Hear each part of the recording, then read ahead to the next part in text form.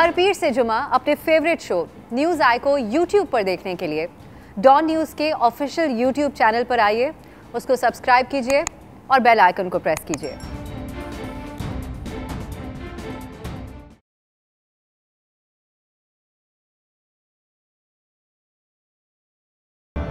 अस्सलाम वालेकुम, मैं हूं अब्सा कोमल। आज भी बड़ी बड़ी खबरें सामने आ रही हैं, जिस तरह से विफाक से सामने आने वाली खबर के नए मुशीर एहतसाब के हवाले से उनकी तकर्री का नोटिफिकेशन जारी कर दिया गया है, और उसके अलावा भी PDM की तरफ से जो कल ऐलान किया गया था। ये सारे मामला तो हैं इन पर, लेकिन हावी है इस वक्त एक खबर जो कराची से सामने आ रही है, जहाँ पर MQM की तरफ से जो मुतनाज़ बल्दियाती कानून है उसके ऊपर जिस तरह से JUI की तरफ से भी, जमात इस्लामी की तरफ से भी एहतजाज एक महीने से किया जा रहा है, इसी तरह एहतजाज किया जा रहा था MQM की तरफ से, और उसके ऊपर लाठी चार्ज किया गया है और शेलिंग की गई है सिंध की हुकूमत की तरफ से, पीपल्स पार्टी की सिंध हुकूमत की तरफ से। और इस वक्त तनकीद की जद में है सिंध हुकूमत कि ये जो पुरअमन मुजाहिरीन थे उनके ऊपर इस किस्म का क्यों तशद्दुद किया गया है। दो तरह के रिएक्शन सामने आ रहे हैं। एक तरफ सिंध हुकूमत ये कहती है कि ये इन्होंने वादा किया था प्रेस क्लब के ऊपर एहतजाज करने का, लेकिन ये आगे बढ़कर CM हाउस तक आए, जो कि इंतहाई सिक्योरिटी जोन है इस वक्त, इसमें सिक्योरिटी अलर्ट है क्योंकि बैरून मुल्क से खिलाड़ी भी PSL के सिलसिले में आए हुए हैं। लेकिन दूसरी तरफ MQM के जो मुजाहिरीन की तरफ से भी मौक़िफ़ है और MQM का भी है, वो यही है कि बगैर खबरदार किए शेलिंग कर दी गई, और उनके कारकुनान थे जिनमें ख़वातीन भी थी जो कि बहुत ज़्यादा ज़ख्मी हुए हैं, और अरकान भी उनके हैं जो ज़ख्मी हुए हैं। इस हवाले से अपडेट भी लेंगे और सिंध हुकूमत से भी बात करते हैं, और प्रोग्राम के दूसरे हिस्से में हम बात करेंगे ये जो दीगर विफाक से सामने आने वाले मामलात हैं इनके ऊपर, और PDM के हवाले से भी कुछ गुफ्तगू होगी प्रोग्राम के दूसरे हिस्से में। अभी हम कराची का ही रुख करते हैं। पहले हमारे साथ डॉन न्यूज़ के नुमाइंदे इमरान साहब मौजूद हैं, जो मुसलसल ये जो कराची में इस वक्त सूरत हाल है उसके ऊपर रिपोर्ट करते आ रहे हैं, और पीपल्स पार्टी के रहनुमा सिंध हुकूमत को रिप्रेजेंट करेंगे तैमूर तालपुर साहब। इमरान साहब, पहले मैं आपकी तरफ आऊँगी ताकि हमें आपको ताज़ा तरीन अपडेट्स दे सकें। ये इस वक्त आप एक तो बताइएगा किस मुकाम पर मौजूद हैं, आपकी अपडेट्स हम सुन रहे थे, ये बताएगा कि मुजाहिरीन अभी भी मौजूद हैं जो आपकी खबर थी इससे पहले शेलिंग और लाठीचार्ज के हवाले से, उसके बावजूद भी मुजाहिरीन सड़कों के ऊपर हैं अभी? देखिए, बिल्कुल जिस जगह पे मौजूद मेरे अकब में ही वज़ीर आला हाउस है, यहाँ से तकरीबन 25 से 30 कदम के फासले ही पे ही वज़ीर आला हाउस है। यहाँ पर क्योंकि अगर हम बात करें 2 बजे के बाद से यहाँ की जो रैली थी शार फैसल से MQM पाकिस्तान की, वो शुरू हुई और होते हुए यहाँ पर आई। पहला यहाँ पर पुलिस एहलकार यहाँ पर मौजूद थे, उनकी जानिब से रोका गया। पहली रुकावट पे पुलिस एहलकार जो अफसरान भी मौजूद थे उनसे कुछ बातचीत हुई और कुछ मुज़ाहमत भी उसके बाद आने दिया। फिर उसके बाद दूसरी, ये बिल्कुल मेरे पीछे जहाँ वाटर कैनन खड़ा हुआ है यहाँ पर पुलिस ने रोका और उसके बाद बातचीत हुई, और उसके बाद फिर कारकुनान रहनुमा जो है वो चंद कदम के फासले पे मेरे अकब में ही वज़ीर आला हाउस है सिंध का, वहाँ गए, मरकजी दरवाजे पे उन्होंने धरना दे दिया। कुछ ही देर के बाद कुछ पुलिस एहलकार जो है उनकी तादाद बढ़ी, कुछ बातचीत हुई, और उसके बाद देखने में ये आया कि तकरीबन 1 से 1.5 घंटा ही हुआ होगा कि पुलिस एहलकार की जानिब से जो कारकुनान वहाँ पर मौजूद थे, ख़वातीन कारकुनान मौजूद थी, उन पे शेलिंग का सिलसिला शुरू हुआ, लाठीचार्ज का सिलसिला शुरू हुआ, और जो तमाम कारकुनान यहाँ पर बातचीत किसने की? पुलिस एहलकारों ने ही बात की वहाँ पर जो अफसरान मौजूद थे, या फिर कोई जो पीपल्स पार्टी के या हुकूमत को रिप्रेजेंट करने वाले लोग भी वहाँ पर आए और उन्होंने मुजाहिरीन से बात की? और क्या बातचीत हुई आपकी इत्तलात के मुताबिक कि उसके बाद उनको शेलिंग करना पड़ी? देखिए, किसी भी सिंध हुकूमत का कोई भी नुमाइंदा नहीं आया, क्योंकि जब पीछे जो धरना किया था वज़ीर आला हाउस के मरकजी गेट पे, तो वहाँ पर डॉक्टर खालिद मकबूल सिद्दीकी भी मौजूद थे, आमिर खान भी मौजूद थे, और उसके अलावा वसीम अख्तर, कमर नबी जमील और वफाकी वज़ीर हैं अमीनुल हक, वो भी मौजूद थे। तो जो भी बात हुई है वो पुलिस ऑफिशियल से ही बात हुई है उनकी, कोई पीपल्स पार्टी का नुमाइंदा वहाँ नहीं आया, क्योंकि मरकजी गेट ही था जहाँ पर ये कारकुनान जो है वो बैठे थे, धरना दिया था। तो पुलिस एहलकार से इनकी बातचीत हुई और उनका यही कहना था कि बिल्कुल ये रेड जोन है, आप यहाँ से अगर उड़ जाएं, मगर ज़ाहिर जो MQM के कारकुनान थे उनका यही कहना था कि वो धरना देंगे जो बल्दियाती बिल है उसके हवाले से, जब तक पाकिस्तान पीपल्स पार्टी कोई ना कोई ऐसा रो नहीं निकालती कि जिससे बल्दियाती बिल में कुछ तरमीम हो। मगर देखने में ये आया कि कुछ ही तकरीबन 1.5 से 1.5 घंटे ही गुजरे होंगे कि अचानक शेलिंग का सिलसिला शुरू हुआ, लाठीचार्ज शुरू हुआ, और तमाम जो कारकुनान थे वो अच्छा, इमरान साहब एक बार ये भी बताएगा, एक तो दोबारा से ये भी बताएगा कि इस वक्त जब आप मौजूद हैं तो आप देख रहे हैं कि उन्हीं मुजाहिरीन में से या कोई इस तरह के लोग इस वक्त भी मौजूद हैं शेलिंग के बाद भी? और एक और चीज़ की भी क्लैरिफिकेशन दीजिएगा, ये इत्तलात है कि PIDC में जब खाली मुंतशिर कर लिया गया मुजाहिरीन को और वो चले गए वहाँ से और ट्रैफिक के लिए खोल दिया गया, उसके बाद एक बार फिर शेलिंग हुई, इस बारे में क्या बताएंगे? देखिए, शेलिंग का जो सिलसिला शुरू हुआ तो जब कारकुनान यहाँ से क्योंकि मौजूद थे और शेलिंग इतना ज़्यादा थी कि यहाँ से जो कारकुनान थे वो नहीं रुके, यहाँ से तमाम कारकुनान चला गए। मगर दूसरे हिस्से में ये हुआ कि कुछ कारकुनान ऐसे हैं जो PIDC ब्रिज है, बिल्कुल यहीं पर करीबी ब्रिज है, वहाँ पर इर्द गिर्द उनकी बाइक खड़ी हुई थी, किसी की गाड़ी खड़ी हुई थी। जब वो लेने के लिए आए तो फिर वहाँ से भी पुलिस ने उनको गिरफ्तार किया, क्योंकि शेलिंग के ही दौरान जो है लाठीचार्ज उसमें अरकान सूबाई असम्बली है सरजानी टाउन से जिनका ताल्लुक है उनको भी गिरफ्तार किया, मुख्तलिफ कारकुनान को गिरफ्तार किया। और उसके बाद जब कारकुनान वापस आए हैं यहाँ पर अपनी बाइक या गाड़ी लेने के लिए तो पुलिस एहलकार ने उनको भी गिरफ्तार किया। कुछ ऐसे कारकुनान थे जो वजीर आला हाउस के सामने कुछ बाउंड्रीज थी या इसके साथ ही कुछ घर थे या कुछ कंपाउंड थे, वहाँ कुछ कारकुनान जो है वो अपनी जान बचाने के लिए दाखिल हो गए। तो शेलिंग जब खत्म हुई तो उसके बाद कारकुनान को वहाँ से भी पुलिस ने गिरफ्तार किया और कुछ खवातीन भी हैं उनको भी गिरफ्तार किया, अरकान असेंबली उनको भी गिरफ्तार किया। मगर अब जो सूरत हाल है वो मुकम्मल, यहाँ पर कारकुनान कोई भी नहीं है। MKM पुलिस की एक बड़ी नफरी यहाँ पर मौजूद है, वाटर कैनन वगैरह भी आप मेरे पीछे देख सकती हैं कि यहाँ पर मौजूद है। ट्रैफिक के लिए रोड खोला गया क्योंकि 2 बजे से ही ये रैली का सिलसिला शुरू हुआ था, तो बदतरीन ट्रैफिक जाम हुआ है। बहुत ज्यादा ट्रैफिक को भी मामूल में लाने के लिए पुलिस एहलकार यहाँ पर मौजूद है, जबकि तमाम जो कारकुनान और रहनुमा है वो अब कराची प्रेस क्लब पहुंच चुके हैं। अब से कुछ देर के बाद MKM का रहनुमा का मुजाहिरीन है वो आप बता रहे हैं कि अब प्रेस क्लब पहुंच गए हैं। इमरान साहब, आपकी तफसीलात का बहुत शुक्रिया। इस हवाले से नाज़रीन प्रोग्राम में तफसीलात शामिल करते रहेंगे और डॉन न्यूज़ पे आप देख सकेंगे ये जो डेवलपिंग सूरत हाल है कि जो मुजाहिरीन है अब वो पहुंच चुके हैं प्रेस क्लब। और लेकिन आपने सुन लिया कि कुछ सियासी क़यादत या हुकूमत के नुमाइंदे नहीं गए उनसे मुज़ाकरात करने के लिए, जबकि गिरफ्तारियाँ भी की गई मेंबर असम्बली की भी और उनके कारकुनों की भी MQM के, लेकिन मुज़ाकरात करवाए गए वहाँ पर मौजूद पुलिस से और सूरत हाल इस हद तक बिगड़ गई। एक ब्रेक के बाद कोशिश करते हैं सिंध हुकूमत के कोई नुमाइंदे भी हमारे साथ हों और जो दीगर मौज़ूआत थे उसके हवाले से भी हमारे साथ पैनल होगा। एक शॉर्ट ब्रेक के बाद।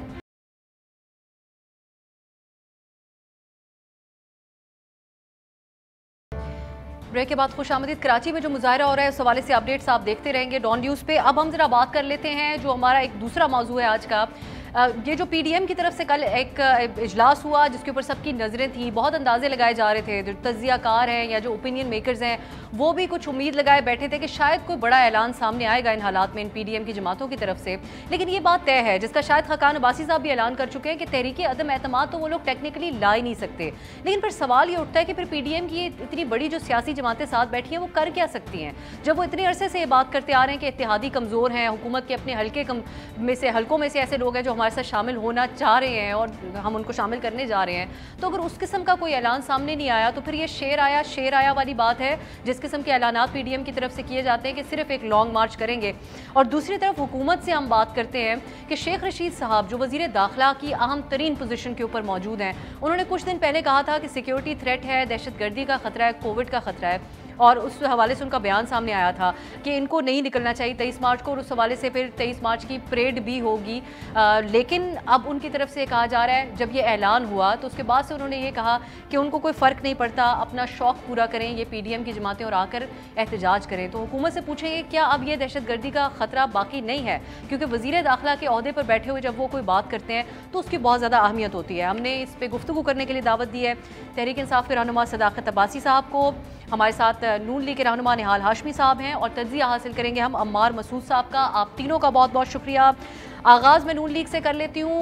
निहाल हाशमी साहब, बेवजह की क्या ये तवक्कुआत थी कि आप लोग अदम एतमाद का ऐलान तो कर नहीं सकते थे, तो फिर ये किस चीज़ के लिए एक पूरी सूरत हाल को बिल्ड किया जा रहा था?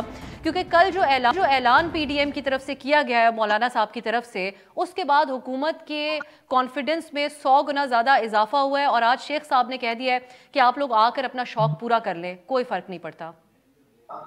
बिस्मिल्लाह देखिए, हमें ये मालूम है और आप सबको मालूम है और हम खुले दिल से तस्लीम करते हैं, अगर हमारे पास नंबर गेम्स में मेंबरान की तादाद होती तो बहुत पहले हम भेज चुके होते।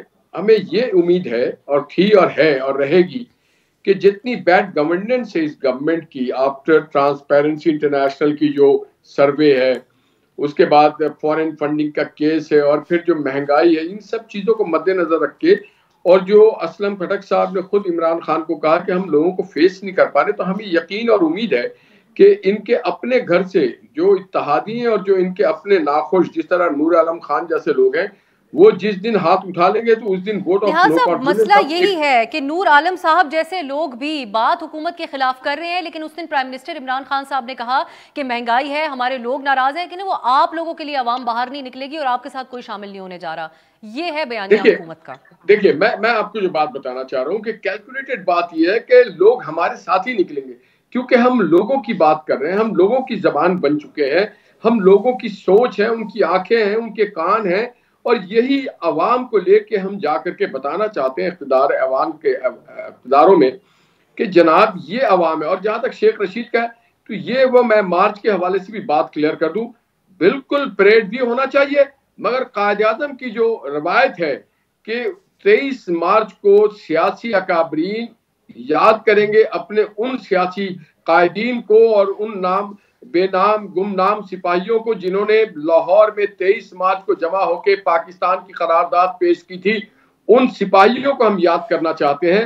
तो ये इससे अच्छा खराज तहसीन पेश करने का और कोई मौका नहीं होता कि हम अपने उन गुमनाम सिपाहियों को और उन अजीम कायदीन को याद करें जिन्होंने पाकिस्तान बनने में अपना किरदार अदा किया। अब रह गया जहां तक फजलुर रहमान साहब ने बड़ा कैलकुलेटेड बात किया है। देखिए हम किसी दिन के मुनासबत से कोई मुहिम और तहरीक चला रहे होते हैं और हम ये समझते हैं कि पाकिस्तान जब कराची से लेके पेशावर और कोयटा से हर तरफ से लोग निकलेंगे इस हुकूमत के आईना दिखाने। दोबारा आपकी तरफ आती हूँ ये सवाल लेकर कि सिर्फ लोगों को निकाल लेना क्या काफी होगा, और आप उतने लोगों को उस अंदाज में निकाल सकते हैं जिस तरह आप लोगों के खिलाफ इमरान खान साहब ने निकाला था। इसी चीज का तो एतमाद और कॉन्फिडेंस है हुकूमत को। सदाकत अब्बासी साहब की तरफ जाऊंगी। अब्बासी साहब, ये जो डिवाइडेड ऑपोजिशन है, 100 गुना ज्यादा लोग निकलेंगे। वो तो एक कॉन्सर्ट के लिए लोग निकले थे, नगमा सुनने के लिए, नाच गाना के लिए। हमारे लिए वो लोग निकलेंगे जो बेरोजगार हैं, जो किसान हैं, जो मजदूर हैं, जो महंगाई के मारे हुए हमारी माएं, बहनें, बेटियां, ये सब निकले। निहाल हाशमी साहब, ये आपका यकीनी तौर पे ओपिनियन होगा, लेकिन बहुत से अवाम निकले थे और अवाम ने, उन्होंने जो ऐलानात किए थे वो उन्होंने पूरे किए हों, या दावे और वादे किए थे वो पूरे किए हों या ना किए हों, लेकिन ये एक हकीकत है कि एक बहुत बड़ी पाकिस्तानी अवाम निकली थी इमरान खान साहब की कॉल पे बाहर। सदाकत अब्बासी साहब, ये डिवाइडेड ऑपोजिशन है जिससे आप लोगों को, आप लोग बारहा कहते हैं कि कोई खतरा नहीं है, और ये नजर भी आ रहा है कि जिस किस्म का ऐलान महज मार्च का किया गया है और कोई लोग उनके साथ शामिल नहीं है इत्तेहादियों या हुकूमती अरकान में से, लेकिन वजीर दाखिला का ओहदा तो बहुत अहम है। उन्होंने पहले ये बात कैसे कह दी कि दहशतगर्दी का खतरा, और आज आकर उनके लिए ये कंसर्न नहीं है कि ये जमातें निकल आई तो दहशतगर्दी का खतरा है?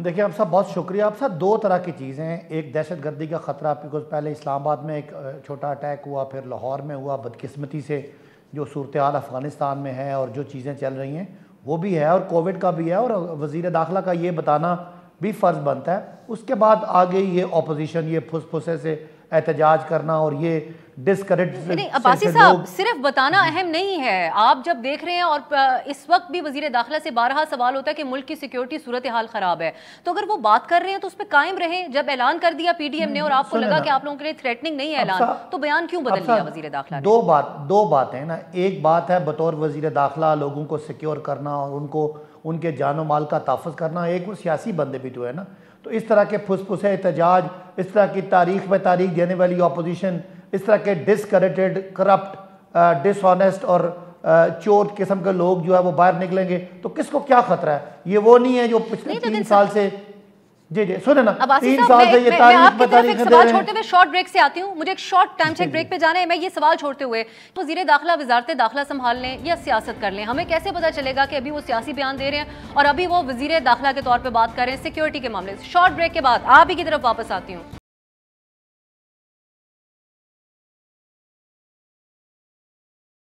बात खुश आमदीद, हम बात कर रहे हैं जो पीडीएम की तरफ से ऐलान किया गया और जो वज़ीर दाखिला की तरफ से बात की गई। मैं पहले अब्बासी साहब, आप अपनी बात की वजाहत कर ले जो आप ब्रेक से पहले करना चाहते हैं, फिर मैं अमार साहब की तरफ उनका कमेंट लेने जाऊंगी। आप कह रहे हैं एक तरफ बात वो वज़ीर दाखिला के तौर पे कर रहे थे, दूसरी तरफ अब ये सियासी बयान है उनका। तो जब वो दहशतगर्दी की बात कर रहे हैं, एक दिन खतरा है तो वो बतौर वज़ीर दाखिला कह रहे हैं, दूसरे दिन वो बतौर सियासतदान ये बात कह रहे हैं कि अब कोई खतरा नहीं है, आ जाएं। तो किस तरीके से उनकी बात को फिर कब संजीदा लें और कब ना लिया जाए? देखें, जो संजीदा बात ये थी कि ख़तरा से उन्होंने उसको आगाह कर दिया। अब उसके बाद तो पॉलिटिकल बयान है, एक बयान हो गया, आप ये तो नहीं कि दूसरा उसको कॉन्ट्राडिक्ट कर रहा है। अब रही बात इस तरह की ऑपोजिशन की जो कोई किसी को थ्रेटन करेंगे, इनकी क्या हैसियत क्या है? ये खुद बेचारे शहबाज साहब तो 16 अरब रुपए की मनी लॉन्ड्रिंग में और वो मकसूद चपड़ासी के उस सवाल जवाब में फंसे हुए हैं, और ये कह रहे हैं कि 23 मार्च को लोग निकलेंगे। 23 मार्च 1940 को लोग निकले थे पाकिस्तान बनाने के लिए, और ये 23 मार्च को सारे चोर चक्के निकलेंगे जिन्होंने पाकिस्तान को लूटा है। आज पाकिस्तान में महंगाई इनकी वजह से, गुर्बत इनकी वजह से, बिजली के मुआहदे इनकी वजह से, करप्शन लूट मार इनकी वजह से, तो इनके पीछे कौन निकलता है? ये तो वो हैं जो पिछले साल की तारीखें देते थे कि जी आर या पार होगा। ये आज तक एक लॉन्ग मार्च नहीं कर सके, ये अदम एतमाद कर नहीं सकते, तो छोड़े इनकी क्या बात करनी। बहरहाल ये है कि ये जो ख़तरा है वो है, और अगर ये 23 मार्च को निकलते हैं तो ये मुनासिब नहीं है कि पाकिस्तान में इस वक्त एक यकजहती की फ़ज़ा है, 23 मार्च में यहाँ परेड हो रही होती है और इलाका फ़ौज के हवाले होता है, तो इनको इस तरह की हरकत करनी नहीं चाहिए। ये हरकत किसी हुकूमत को गिराने के लिए नहीं, ये सिर्फ अपने आप को रेलेवेंट रहने के लिए कर रहे हैं। खतरा मौजूद है, लेकिन अब जो शेख रशीद साहब बात करें वो आप कह रहे हैं कि दो करप्ट खानदानों के आगे उनकी दौलत बचाने के लिए ये कोशिशें हो रही हैं जो इनको इमरान खान की तरफ से अब्बासी साहब, इस बात का आप लोग बारहा इस बात का आप लोग, मैंने अपने इंट्रो में भी ये बात की, आप लोग बार बार इस बात का इजहार करते हैं कि आपको इनसे कोई खतरा नहीं है, लेकिन जो शहरी बाहर निकलेंगे वो भी इस मुल्क के शहरी होंगे, उनके हवाले से क्या खतरा मौजूद है, इस बारे में हम आप लोगों से जानते रहेंगे बार बार कि शेख साहब कब संजीदा तौर पर बात करें, कब सियासी बात करें। अमार साहब, आपकी नज़र में ये जो ऐलान PDM ने कल किया है, ये कैसा ऐलान है? जो लॉन्ग मार्च की पॉलिसी है कैसी है? ये सिर्फ वेट एंड वॉच पॉलिसी के तहत किया जा रहा है, या आप समझते हैं कि इससे कोई फर्क पड़ेगा, अवामी सेंटिमेंट में भी लोग निकलेंगे PDM के लिए बाहर? दो तीन बातें मुख्तसरन करता हूँ, आपके प्रोग्राम का वक्त कम रह गया। पहली बात तो ये है कि दहशतगर्दी का और कोविड का अगर ख़तरा है, तो अगर आप समझती हैं कि लॉन्ग मार्च नहीं होना चाहिए तो फिर परेड भी नहीं होनी चाहिए। दूसरी बात, मैं अपने तजिए की बिना पर यह बात आपको बता सकता हूँ कि या लॉन्ग मार्च होगा या परेड होगी, इससे पहले कुछ ना कुछ मामला तय हो जाएंगे। तीसरी बात, मुझे बहुत हैरत हुई अपने दोस्त सदाकत अब्बासी की गुफ्तगू को सुनकर। गुज़िश्ता 5 साल की तारीख में सबसे बड़ी खबर जो पाकिस्तान में आई है वो कल आई है, और वो ट्रांसपेरेंसी इंटरनेशनल की रिपोर्ट है। आपका मीडिया से ताल्लुक है, आपको पता ही होगा, नाजरीन को ही पता होगा। 5 साल इस मुल्क के 22 करोड़ अवाम की खोपड़ियां खोल के उनके अंदर करप्शन का बयानिया ठूंसा गया। उसके बाद हमें ये पता चला और ये बताया गया कि नवाज शरीफ करप्ट हैं, आसिफ जरदारी करप्ट हैं। कल जो ट्रांसपेरेंसी इंटरनेशनल की रिपोर्ट आई है, जिसके बारे में इमरान खान, जिसकी बड़ी तारीफ करते थे जिस ऑर्गेनाइजेशन की, और उसके अक्सर रेफरेंसेस दिया करते थे, और ये एक इंटरनेशनल ऑर्गेनाइजेशन है, इसका पाकिस्तान से कोई ताल्लुक नहीं है।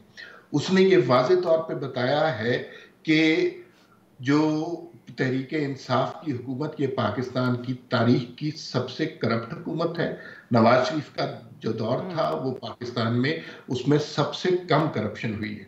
तो करप्शन का जो बयानिया है वो तो फौत हो गया है। और अगर ये गुफ्तगू करप्शन के खिलाफ इमरान खान अब किसी इंटरनेशनल फोरम पे करेंगे, तो ट्रांसपेरेंसी इंटरनेशनल बड़ी संजीदा ऑर्गेनाइजेशन है, तमाम ममालिक इसको गौर से देखते हैं, तो लोग कह के मार मार के कुर्सियों से गिर पड़ेंगे। ये इतनी बड़ी, और मुझे हैरत है, आप देखिए 5 साल हमारा मीडिया मुसलसल वो करप्शन का राग अलापता रहा, और जब इस हुकूमत की करप्शन के इंटरनेशनल सबूत सामने आए, ये खबर एक दिन भी टॉक शोज में जगह नहीं ले सकी। इस खबर को तो 3 साल तक चलना चाहिए था, हर रोज टॉक शो में डिस्कस होना चाहिए था, हर रोज अखबारात में इस पे कॉलम छपने चाहिए थे। लेकिन इस तरह के लोगों में बहुत हैरत ज़दा हूं, और मुझे समझ नहीं आ रही कि इस मुसलसल ये जो करप्शन की बहुताल लगा रहे हैं सदाकत अब्बासी साहब, इसका क्या जवाब दिया जाए?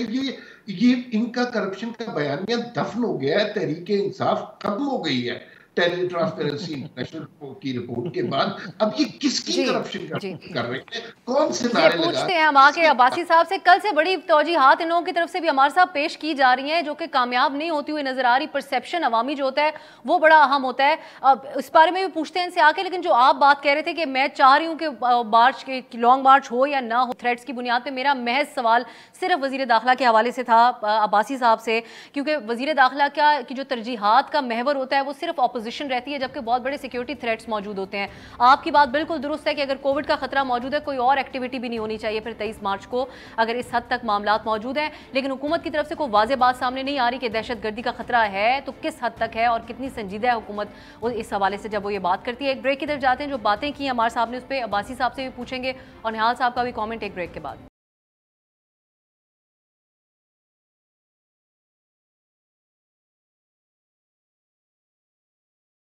ब्रेक के बाद खुश आमदीद। अब मैं जरा क्विकली सवालात करूंगी, वक्त थोड़ा कम है हमारे पास। निहाल हाशमी साहब, अब शायद खाकान साहब कह रहे हैं कि जब हमारी तैयारी पूरी हो जाएगी तो हम तहरीक अदम एतमाद पेश कर देंगे। तो आपसे मैं जानना चाहूंगी क्या आप लोगों की तैयारी हो रही है, प्रोग्रेस क्या है, क्योंकि नजर नहीं आ रही है। हुकूमती इत्तेहादी उनके साथ इंटैक्ट हैं और उनके जो अपने हल्के हैं उनके अंदर भी कोई मसला पेश नहीं है। अवाम तो आप लोगों से ये सवाल करेंगे, आपका वोटर भी, कि जब हमारे ऊपर मसाइल थे तो आप किस खुफिया मसलहत के तहत वक्त बाय किए जा रहे थे, तो आपको क्यों कॉन्फिडेंस है कि लोग आप लोगों के साथ निकलेंगे? खुफिया तौर पे क्या प्रोग्रेस चल रही है? अफशा कमल साहबा, हम बिल्कुल कोई मसलहत नहीं कर रहे हैं। आपने देखा होगा कि हमारे वफूद एहसन इकबाल साहब MQM के वक्त से भी मिले, हम हमारे ताल्लुकात काफ लीग के लोगों के साथ भी हम बात कर रहे हैं। हम गवर्नमेंट के भी मेंबर्स को हमारी टीम जाकर के बात करिए कि इस टेन्योर को आगे नहीं जाना है। और जो अभी सदाकत साहब कह रहे थे, हम सबको बता रहे हैं, पाकिस्तानी कौम को बता रहे हैं कि ये करप्ट तरीफ रिजीम है, इससे ज्यादा करप्ट गवर्नमेंट कोई नहीं है। और ये पाकिस्तान, ये हम नहीं कह रहे, ये तो ट्रांसपेरेंसी इंटरनेशनल कह रही है, ये खुद इमरान खान साहब कहते रहे, वो खुद एडमिट कर रहे हैं। आज 124 से 140वां पे हम आकर खड़े हो गए, चीजें तबाही की तरफ हुई, सारे इदारे बर्बाद कर दिए गए, स्टेट बैंक। तो हम ये अवाम को बावर कराते हैं कि हम सड़कों में भी आपके साथ हैं, पार्लियामेंट में भी अपना एहतजाज कर रहे हैं, और हम उन लोगों को जो बाज़मीर पार्लियामेंटेरियन बैठे हुए गवर्नमेंट के साथ, उनको भी हम बावर करा रहे हैं कि जनाब, इस गवर्नमेंट को जितनी जल्दी आप घर भेज देंगे उतनी जल्दी पाकिस्तान के लिए जो मईशत में जो तबाही है उसका खात्मा हो जाएगा, गवर्नेंस बेहतर हो जाएगी, पार्लियामेंट की साख बरकरार होगी, पॉलिटिकल सिचुएशन बेहतर होगा, हमारी इन्वेस्टमेंट बेहतर होगी, हमारे यहाँ लॉ एंड ऑर्डर बेहतर होगा, हमारे यहाँ मार्केट बेहतर होगी, हमारी इकॉनमी बेहतर होगी, हमारी एग्रीकल्चर सेक्टर काम करना शुरू करेगा, हमारी इंडस्ट्रियल सेक्टर काम करना शुरू करेगा, बेरोजगारी का खात्मा होगा। तो हम आवाम को आपके टेलीविजन, आपके तवज्जुह से भी बयान करें, और जब हम सड़कों पे निकलेंगे और हम जब मुजाहरे करते हैं, जलसे करते हैं, धरने करते हैं, तो ये तो रोज रोशन की तरह आया है कि ये करप्शन में डूबी हुई गवर्नमेंट है, जो फंडिंग के केस को, जो चंदा भी लेते हैं उसमें भी करप्शन करते हैं, और इनके कैबिनेट में सारे करप्ट तरीन लोग बैठे हुए हैं। अब्बासी साहब, चीनी में है, कोई पेट्रोल में है, कोई दवाई में है, कोई आटे में है, कोई बिजली में है। मेरे पास वक्त थोड़ा कम है, मैं अब्बासी साहब का कमेंट भी चाह रही हूँ। निहाल हाशमी साहब से कतई कलामी की माजरत। अब्बासी साहब, ये तमाम चीजें हैं, जिस तरह आप लोग ऐलानात करते थे वैसे आज की ऑपोजिशन के पास आप लोगों की फॉरेन फंडिंग और अभी जो ट्रांसपेरेंसी इंटरनेशनल की रिपोर्ट आई, बेशक आप कितना भी मना करते रहे, मुझे लेकिन एक तजाद नजर आता है, जो हुकूमती तर्जुमान और आपके एतमाद का इजहार होता है इस ऑपोजिशन के हवाले से उसमें, और जब प्राइम मिनिस्टर साहब आकर खुद ये बात कहते हैं कि मुझे सड़कों पर निकलने के लिए ना मजबूर किया जाए, तो इससे तो नजर आता है कि प्राइम मिनिस्टर साहब को उस हद तक एतमाद नहीं है, उनको पता है उनको निकाला जा सकता है।